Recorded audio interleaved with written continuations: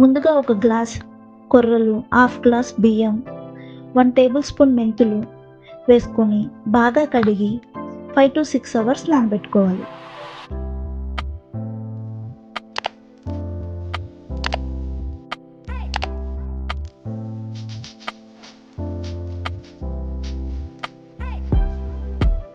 అలాగే half glass మినపప్పు తీసుకొని బాగా కడిగి 5 to 6 అవర్స్ నానబెట్టుకోవాలి.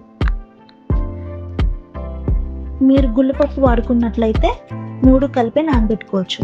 నేను మినపప్పు వాడుకున్నాను కాబట్టి సపరేట్గా నానబెట్టుకున్నాను. ఇప్పుడు చూడండి, 5 అవర్స్ తర్వాత చూపిస్తున్నాను. మినపప్పు అనేది బాగా నానిపోయింది. అలాగే కొర్రలు, బియ్యం కూడా బాగా నానిపోయాయి. ఇప్పుడు దీన్ని గ్రైండ్ చేసి తీసుకుందాం. చూడండి, ఇప్పుడు నేను గ్రైండ్ చేసుకుని పిండినంతా ఒక బౌల్లోకి తీసుకున్నాను. ఇప్పుడు పిండిని ఒక 8 అవర్స్ పక్కన పెట్టేసుకోవాలి.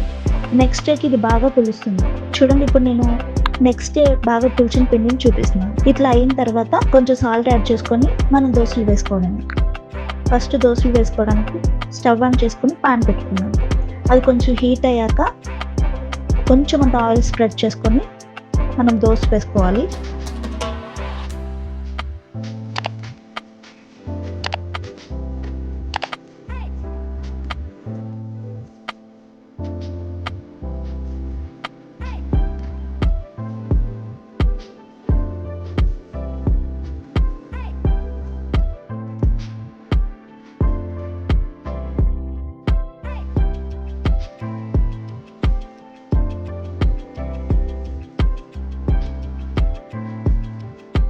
కొంచెం అంచులకి కొంచెం లైట్గా ఆయిల్ స్ప్రెడ్ చేసుకొని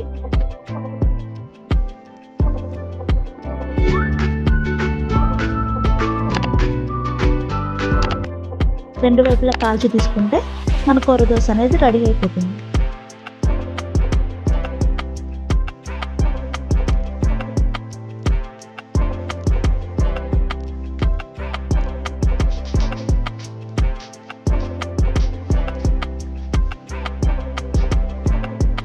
దీన్ని నేను టమాటో చట్నీ అండ్ మునగాకు కారంతో సర్వ్ చేస్తున్నాను.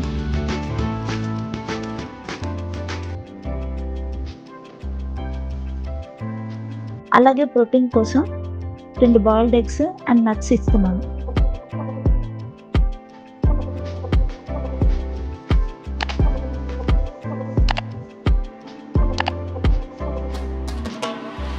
ఈ వీడియో మీకు నచ్చినట్లయితే తప్పకుండా ట్రై చేయండి. మళ్ళీ ఇంకో హెల్దీ రెసిపీతో కలుద్దాం. Thanks for watching. సబ్స్క్రైబ్ చేయడం మర్చిపోవద్దు.